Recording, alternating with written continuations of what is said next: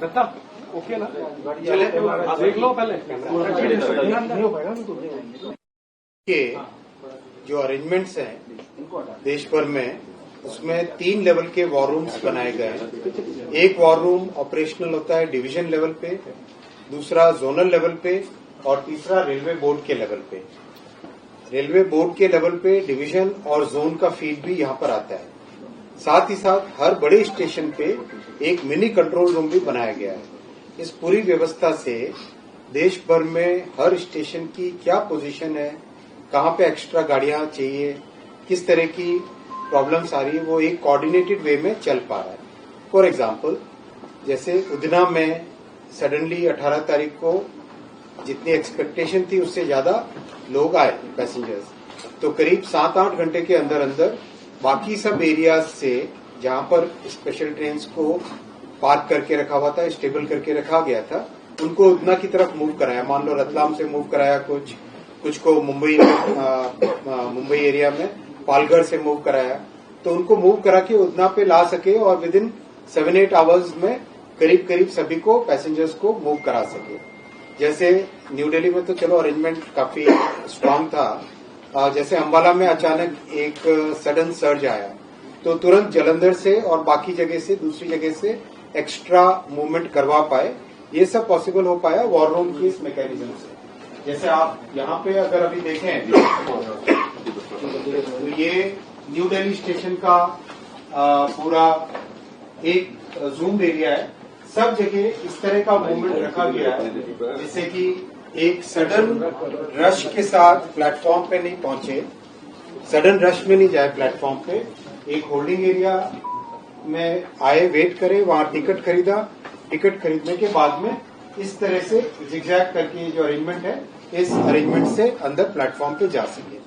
और इन्फॉर्मेशन इस तरह से दी गई है। कई पैसेंजर्स को मैंने पूछा था जो रेगुलर ट्रेन में आए, उनका इस होल्डिंग एरिया के कारण, इस मैकेनिज्म के कारण आधे घंटे के अंदर अंदर, मतलब आप स्टेशन में पहुंचे उससे हाफ एन आवर के अंदर अंदर आप प्लेटफॉर्म पे पहुंच के गाड़ी के अंदर आ सकते हो। ऐसी व्यवस्था भी हो पाई because of this entire war room mechanism. पूरी टाइम दिखाना, पूरी टाइम कंप्लीट एंटायर। अब जैसे ये तो डिफरेंट व्यूज है अलग अलग जगह के, अलग अलग जगह के व्यूज है इसमें पूरे में। तो जैसे मान लो अभी पैसेंजर्स यहाँ पे अंदर आ रहे हैं, ये अंदर इनवर्ट पैसेंजर्स हैं। फिर उनके टिकटिंग काउंटर्स है, ये वाले यहाँ पे खूब सारे टिकटिंग काउंटर्स बने हुए हैं। कई सारी एटीवीएम से ऑटोमेटिक टिकट वेंडिंग मशीन लगी हुई है। जब ये ले लेंगे टिकट, उसके बाद में वो अंदर जब जाते हैं तो ये अंदर जाने वाला एरिया होगा, ये वाला एरिया सब अंदर जाने वाला होगा। ये आप जो देख रहे हैं ना ऊपर के तीनों पैनल्स, ये तीनों पैनल्स है अंदर जाने वाले। तो बहुत एक सिस्टमेटिक तरीके से इसमें जा सकते हैं। दूसरे कोई स्टेशन निकालना, उधना निकालना जो हमारा बहुत सीरियस, ये आनंद विहार है। जैसे ये आनंद विहार एनवीटी में भी अभी मूवमेंट हो रहा है। यहाँ पे तो क्लियर दिखाई दे रहा है। वेटिंग एरिया में कितनी, दूसरा पूरा दिखाओ, सारे वेटिंग एरिया में कितने, जैसे ये वेटिंग एरिया, ये पंडाल 117, तो इसके अंदर अभी कितने लोग बैठे हैं पता चल जाता है। तो अगर यहाँ पे ज्यादा रश दिखाई देता है तो तुरंत फिर गाड़ियां वहां पे एक्स्ट्रा डिप्लॉय करना। जैसे करीब 10,700 गाड़ियां तो रिजर्व गाड़ियों के हिसाब से इनको रखा गया था और करीब 3,000 के आसपास गाड़ियां ऐसी है जो अनरिजर्व सडन सर्च के लिए रखी गई। ये प्लानिंग थी इस बार। तो 10,700 जो कि पहले से नोटिफाइड है, आईआरसीटीसी के वेबसाइट पे पहले से नोटिफाइड है, जिनमें टिकट रिजर्व करके आप पहले से ले सकते हो। और जो सडन सर्च आती है उसके लिए अबाउट 3,000 ट्रेन का प्रोविजन रखा गया था। तो करीब करीब 12,000, मतलब ओवरऑल 13,000 की तरफ ये नंबर जा रहा है। Maybe it will increase more as we go forward. तो this is the way we are managing it. Overall उतना लिखा उतना, क्योंकि बहुत एक आज तो करीब करीब खाली है, ये उतना का वेटिंग एरिया है। इस वेटिंग एरिया को भी पहले दिन जब देखा कि कैपेसिटी उसकी मतलब इनसफिशिएंट पड़ रही है, तो तुरंत 19th को ही, 18th को जब देखा बहुत ज्यादा रश आया है, बहुत ज्यादा लोग आए हैं वहां पे, तो 19th को हमने उसका वेटिंग एरिया को भी एक्सपैंड कर दिया। और एक्स्ट्रा एरिया उसको एक्सपैंड कर दिया, जिससे कि कोई भी पैसेंजर्स आए तो उनको बैठने के लिए सफिशिएंट जगह मिल पड़े। तो उतना तो प्रैक्टिकली खाली और तो दूसरे स्टेशन दिखाओ, पुणे वाला या पुणे है तो पुणे दिखाओ। ये पुणे का एरिया, ये होल्डिंग एरिया करीब करीब मतलब प्रैक्टिकली आज तो चलो, आज वैसे हम लोग एक्सपेक्ट कर रहे थे 23rd को सेकंड पीक आएगा। आज का पहला peak 17th, 18th, 19th, 20th ये 4 दिन थे और उसमें 18th और 19th मैक्सिमम पीक था और ये सेकंड पीक आने का था एक्सपेक्टेशन 22nd, 23rd और 24th। तो आज जरा कल का 22nd का हीट मैप दिखाओ। हम हर स्टेशन का every hour we maintain position of the station और 0 आवर से 24 आवर्स तक complete every hour we maintain. जैसे कल का 22 तारीख का हीट मैप था, तो एक्सेप्ट न्यू दिल्ली स्टेशन में दिन के 12 बजे और 13 बजे यानी 1 बजे केवल ये 2 आवर्स में क्राउड था, बाकी सब जगह नॉर्मल मूवमेंट। ये कंप्लीट जैसे मान लो कोई भी स्टेशन इसमें से ले लो, मान लो पुणे स्टेशन है, तो राइट फ्रॉम 0 to 24 ये complete normal movement, complete normal crowd है यहाँ पे। मतलब जितना नॉर्मल एक स्टेशन पे होता है उतना ही है। ओवर क्राउडेड के लिए येलो है और ओवर क्राउडेड के लिए रेड इसका लेजेंड है यहाँ पे। तो पूरे दिन भर का और ये 35 स्टेशन ऐसे हैं जिनको कंटिन्यूसली मॉनिटर किया जाता है। 35 स्टेशन है ताकि एकदम क्लियर पता रहे, एक विजुअल में सब एकदम सामने आ जाता है कि कौन से स्टेशन पे ज्यादा प्रॉब्लम है। आज का दिखाओ 23rd का। आज 23rd का सारे स्टेशन पे 11 आवर्स तक नॉर्मल है, अप टू 11 आवर्स सारा नॉर्मल है। अब all the 35 station that we are monitoring expect कर रहे हैं आज आफ्टरनून में यहाँ पे कई स्टेशन में क्राउड आएगा, एक्स्ट्रा पैसेंजर्स आएंगे। एक हम कंट्रोल चार्ट दिखाओ। ये सर कैसे डिसाइड करते हैं जो हीट मैप में कि क्राउडेड और ओवर क्राउडेड का? ये जो डिसीजन कैसे लेते हैं वहाँ का एक्चुअल सिचुएशन देख के डिसीजन लेते हैं। ये यहाँ पे हम डिसाइड नहीं करते, वहां से रिपोर्ट जो फील्ड से जो आ रहा है रिपोर्ट और हमारे यहाँ वेरिफिकेशन हो जाता है। जब उसका फील्ड का हम एक्चुअल विजुअल देख लेते हैं, जैसा अभी आपने देखे कई स्टेशन के, तो विजुअल देखने के बाद में हम क्रॉस चेक करके फिर उसमें डिसीजन लेते हैं। यात्रियों की संख्या के आधार पर होता है कि इतनी संख्या होगी तो क्राउड है, इतनी संख्या होगी तो ओवर क्राउड है। देखो हर जगह क्या एक्सपेक्टेड, लास्ट ईयर का डेटा लिया, उससे पिछले साल का डेटा लिया और उन दोनों को लेके मॉडल में रखा कि हमें कितनी गाड़ी यहाँ पे किस डेस्टिनेशन के लिए चाहिए। और इस बार डेस्टिनेशंस बहुत बढ़ा दिए हैं।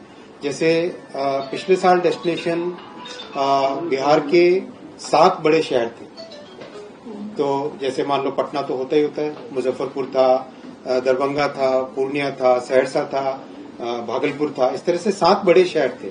इस बार करीब 18 बड़े शहरों को रखा गया। 18 लोकेशंस को बिहार के 18 लोकेशंस को डेस्टिनेशन रखा गया है। एक कल किसी का ट्वीट भी था बहुत अच्छा कि मतलब पटना से आगे जाने में उनको कितनी तकलीफ होती थी, इस बार गाड़ी पूरी पटना से भी आगे उस डेस्टिनेशन तक पहुंची। तो इस तरह की व्यवस्था की गई। तो जैसे ये कंट्रोल चार्ट लगातार मॉनिटर करते हैं। ये कंट्रोल चार्ट बहुत ही टेक्निकल चीज है। नीचे जाओ, एकदम नीचे जाओ, एकदम नीचे। ये एवरी 10 मिनट्स का इंटरवल रहता है। ये एवरी जैसे 60 मिनट्स यानी वो पर्टिकुलर आवर कंप्लीट हुआ, उसके बाद में 10, 20, 30, 40, 50, 60 इस तरह से ना कंप्लीट एवरी 10 मिनट्स का इंटरवल रहता है। इसमें कौन सी गाड़ी कहाँ मूव हो रही है, मान लो ये एक गाड़ी है 53202, इस गाड़ी का ये मूवमेंट अभी मूव हो रही है, यहाँ पे रुकी हुई है, ये मूव हो रही है, फिर यहाँ पे रुकी हुई है, ये मूव हो रही है, रुकी हुई है, इस तरह से, राइट। तो इसमें कहीं पर भी कोई भी गाड़ी अगर रास्ते में किसी कारण से रुक गई है तो उसका इस कंट्रोल चार्ट से डिटेक्शन हो जाता है और उसमें यहाँ से फिर तुरंत डायरेक्शन हो जाते हैं। अभी देवेंद्र जी हमारे 6 आवर्स से ज्यादा डिले वाली गाड़ी 6 आवर्स से केवल एक गाड़ी है जो 6 आवर्स से ज्यादा है। तो ये क्लियर इससे पता चल जाता है।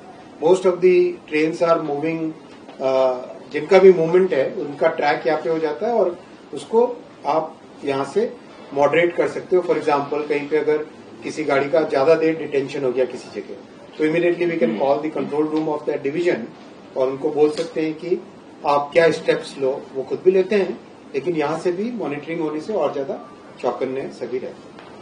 तो ये ओवरऑल है। ऑन एन एवरेज डिले कितना हुआ है सर कुछ? सर इसी से रिलेटेड अभी आज के जो पीरियड में करीब 3 to 4 आवर्स का ऑन एन एवरेज स्पेशल्स का, और वो जितना कंजेशन है नेटवर्क में। सर दो सवाल sir, compare to last year इस बार स्थिति काफी नियंत्रित है, लेकिन फिर भी आपको इस बार के एक्सपीरियंस में कौन सा ऐसी ट्रेन या स्टेशन थोड़ा सा चैलेंजिंग लगा जहाँ पर आपको एडिशनली फोकस? एक तो एरिया का पैसेंजर सुविधा केंद्र, यात्री सुविधा केंद्र, इसको हमें परमानेंट बनाना पड़ेगा कई जगह। जैसे न्यू दिल्ली में परमानेंट बनाया तो उसका बेनिफिट अपने को स्ट्रेट अवे दिख रहा है, वैसा ही परमानेंट बनाना पड़ेगा। तो 70 से ज्यादा स्टेशन ऐसे आइडेंटिफाई हुए हैं। कल चेयरमैन साहब ने रेलवे बोर्ड से एक ऑर्डर इश्यू कर लिया है कि जैसे न्यू दिल्ली में परमानेंट बना है वैसा ही परमानेंट सब जगह बन जाए। ऑलरेडी कल ऑर्डर इश्यू हो गया। इसमें राइट्स कंसल्ट करेगा, मतलब डिजाइन करेगा, RLDA उसको कंस्ट्रक्शन करेगा। ऐसा करके ऑर्डर कल इश्यू होगा। तो ये सबसे बड़ी लर्निंग है। 70 कितने? 76 स्टेशन। दिल्ली में कितने हो गए sir?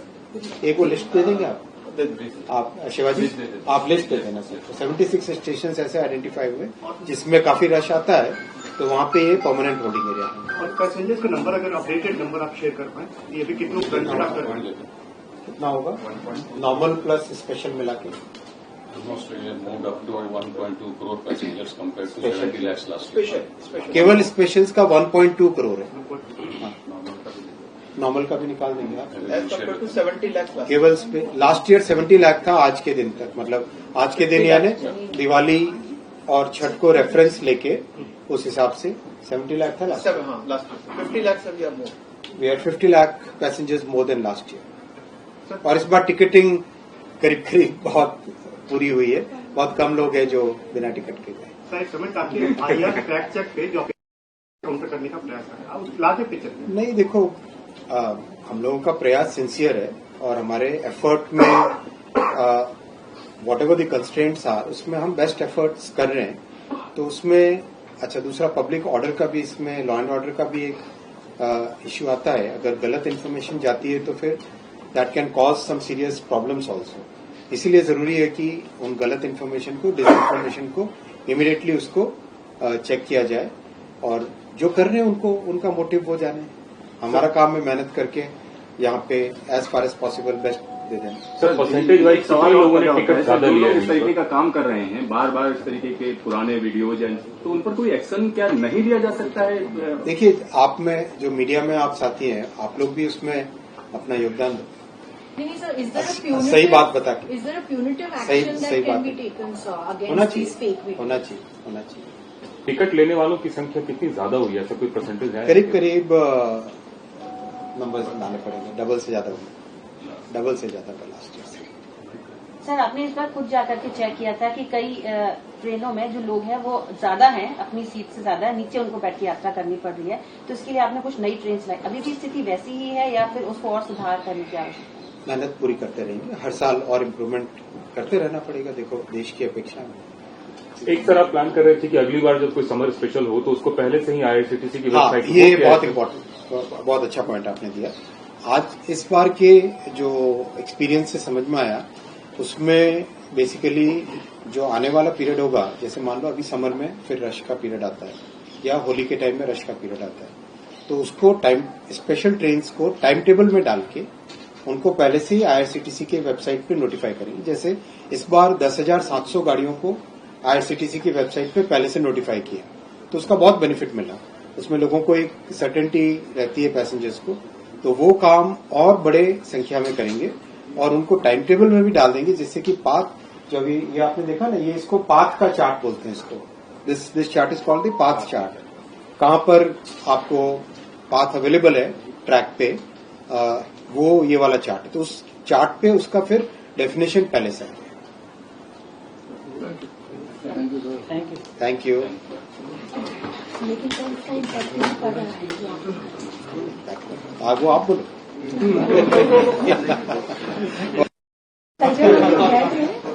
Anand Vihar railway station गए थे, मैं सोचता वहाँ पे लोगों ने खुद से बोला काफी अच्छी व्यवस्था, बहुत अच्छा बोला। आप में से कोई 2-4 माइक पे बोलो। सर हमारा तो लाइव चल ही रहा है। बोलिए, पक्का बोलिए।